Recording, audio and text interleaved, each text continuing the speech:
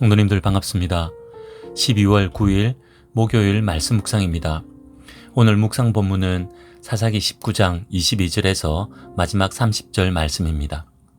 오늘 본문에서는 드디어 끔찍한 사건이 터지고 맙니다. 본문 30절의 표현처럼 애굽에서 올라온 날부터 오늘까지 보지도 듣지도 못한 일이 일어난 것입니다. 본문 22절에서 26절 말씀입니다.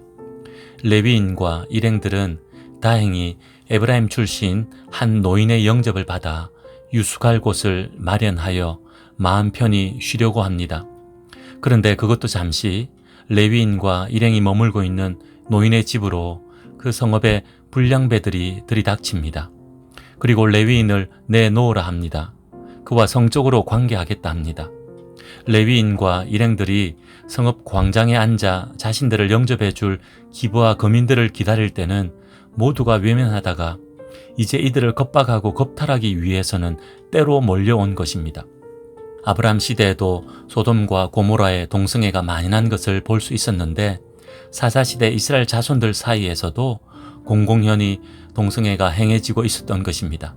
그것도 동성 간에 집단적으로 성폭행을 자행하려고 불량배들이 레위인을 끌어내라는 것입니다. 창조 질서를 깨뜨리는 하나님께서 가증히 여기시는 죄악입니다.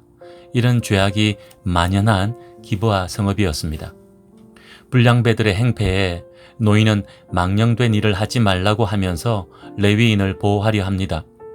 그래도 말을 듣지 않자 불량배들에게 제안을 합니다. 자신의 처녀 딸과 레위인의 첩을 줄 테니 좋을 대로 하라는 것입니다. 레위인만은 건드리지 말라는 것입니다.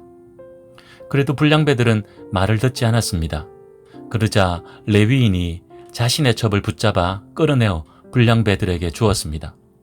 끌려나간 이 여인은 밤새 불량배들에게 능욕당하다가 새벽 미명에 놓여 노인의 집으로 겨우 돌아왔지만 결국 집 문에서 쓰러지고 말았습니다. 그렇게 다시는 일어나지 못했습니다. 한 여인을 비참하게 죽게 한 공범의 모습을 살펴봅시다. 먼저 불량배들입니다. 불량배란 표현의 히브리어 원어를 보면 하나님의 사랑을 받을 가치가 없는 사악한 인간이란 의미가 담겨 있다 합니다. 도무지 가능성 없는 인간 말종들입니다. 죄를 지어도 전혀 죄의식이 없습니다. 사악한 죄를 즐기는 자들입니다. 거기다가 육체적인 쾌락을 최고의 가치로 여기는 자들입니다. 이런 불량배들의 능력으로 한 여인이 죽고 말았습니다.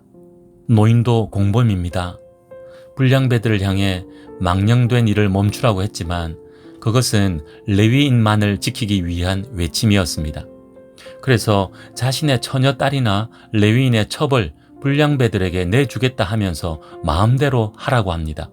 본문 24절 말씀입니다. 보라, 여기 내 처녀 딸과 이 사람의 첩이 있은즉 내가 그들을 끌어내리니 너희가 그들을 욕 보이든지 너희 눈에 좋은 대로 행하되 오직 이 사람에게는 이런 망령된 일을 행하지 말라 하나. 노인은 하나님 말씀의 기준으로 망령된 일을 멈추라고 한 것이 아니라 자신의 소견에 옳은 대로 망령된 일을 멈추라고 한 것입니다. 얼마나 변질되고 왜곡된 모습입니까? 한 여인을 죽음으로 내모는데 적극 동참한 것입니다. 레위인도 적극적인 공범입니다. 불량배의 행패에 노인이 대응하고 있는데도 본인은 가만히 있습니다. 노인이 처녀딸과 첩을 주겠다 할 때도 가만히 있습니다. 부녀자를 보호해야 할 의무가 있음에도 움직이지 않습니다. 그러다가 자신의 첩을 불량배들에게 자신이 끌어내줍니다. 본문 25절 말씀입니다. 무리가 듣지 아니하므로 그 사람이 자기 첩을 붙잡아 그들에게 밖으로 끌어내매 그들이 그 여자와 관계하였고 밤새도록 그 여자를 능욕하다가 새벽 미명에 놓은지라. 충격적이게도 첩을 불량배들에게 끌어내준 자가 바로 레위인이었습니다. 자신을 떠난 첩을 데리러 장인의 집에까지 오는 수고를 마다하지 않았는데 자신에게 위협이 생기니까 조금도 지체하지 않고 첩을 죽음으로 내몰고 있습니다. 조금 전에 여호와의 집으로 가는 중이라고 노인 앞에서 거룩하고 의로운 척 했는데 처벌 집단 강간당하도록 내주고 있으니 너무나 참담합니다. 그렇게 해서 이 여인은 죽게 되었습니다. 지금 우리가 목격하고 있는 이 사건은 하나님의 백성들 가운데 일어난 사건입니다. 이방인들이 이스라엘 여인을 이렇게 죽인 것이 아니라 베냐민 지파 기브아 성읍 불량배들이 죽인 것이요, 이스라엘 사람들이 공모한 사건입니다. 이렇게 살면서 어떻게 하나님의 은혜를 바라겠습니까? 하나님의 심판뿐이지 않겠습니까? 우리는 어떠합니까? 오늘 본문 앞에서 마음 아프고 가슴 먹먹하지만 우리의 모습 돌아보기 원합니다. 오늘 본문의 내용처럼 입에 담기도 거북스러운 온갖 죄악이 가득한 우리의 모습은 아닌지요? 이 땅의 교회의 모습은 아닌지요? 어떤 현직 법조인이 이렇게 말하는 것을 들었습니다. 대한민국 법원에서 1년에 열리는 재판 중에 교회 관련 재판이 손꼽히게 많다고 합니다. 교회가 세상 법정에 고소고발하지 않는다면 대한민국 법원의 재판은 크게 줄어들 것이라고 말합니다. 예수 믿는다 하는 우리끼리 얼마나 자주 많이 다투고 싸우는지 통계로도 확인할 수 있습니다. 참 부끄러운 일입니다. 하지만 기브아 불량배들처럼 부끄러워할 줄 모릅니다. 오히려 더 큰 소리치고 더 당당하고 떳떳하게 굽니다. 노인처럼 레위인처럼 나에게, 우리 교회에게 유익이 된다면 어떤 망령된 일도 서슴지 않습니다. 왜입니까? 바른 믿음의 모습을 상실했기 때문입니다. 영적 분별력을 상실했기 때문입니다. 왜곡된 믿음으로 내 눈에 옳고 좋은 대로만 행하고 있는 우리는 아닌지 돌아보고 하나님 말씀의 기준으로 돌아가는 우리들 됩시다. 마지막으로 본문 27절에서 30절 말씀입니다. 노인의 집 문지방에 쓰러져 있는 처벌 레위인은 아침에 일어나 보게 되었습니다. 레위인은 그 여인에게 일어나 떠나가자고 말합니다. 아무런 대답이 없습니다. 죽은 것입니다. 그런데 레위인은 그냥 첩의 시체를 나귀에 싣고 자신의 집으로 갑니다. 그리고 집에서 짐승을 도축할 때 사용하는 큰 칼을 가지고 첩의 시체를 12덩이로 토막냅니다. 토막낸 첩의 시체를 이스라엘 12지파에게 보내어 이 사건을 고발합니다. 시체 토막을 받은 이스라엘 12지파는 큰 충격에 휩싸입니다. 그 충격을 본문 30절은 이렇게 전하고 있습니다.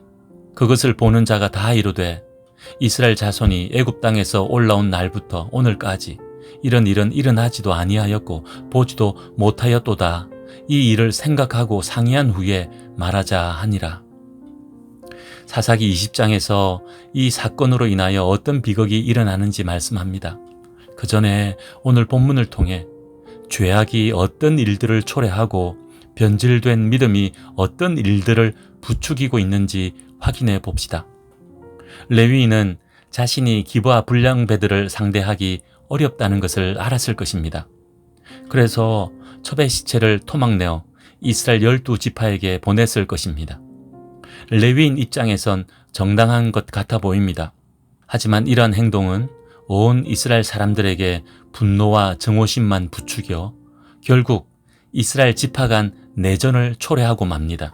이 내전으로 베냐민 지파 사람들을 포함해서 이스라엘 자손 6만 5천 명 이상이 죽었습니다. 걷잡을 수 없는 일들이 계속 일어난 것입니다.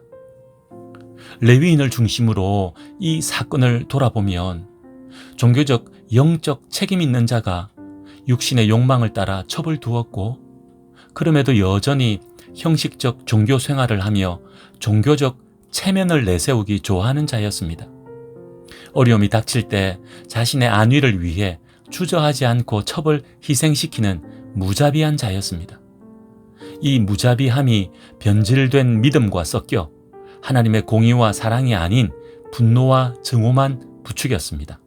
그렇게 하여 결국 큰 내전을 초래하고 말았던 것입니다. 두려운 마음으로 바라보아야 합니다. 이 레위인과 같은 모습이 나에게 없는지 돌아보아야 합니다. 잘못된 믿음을 가진 한 사람이 얼마나 큰 비극을 초래하는지 똑똑히 기억하여 하나님의 말씀 앞에 늘 겸손하게 서는 우리들 됩시다.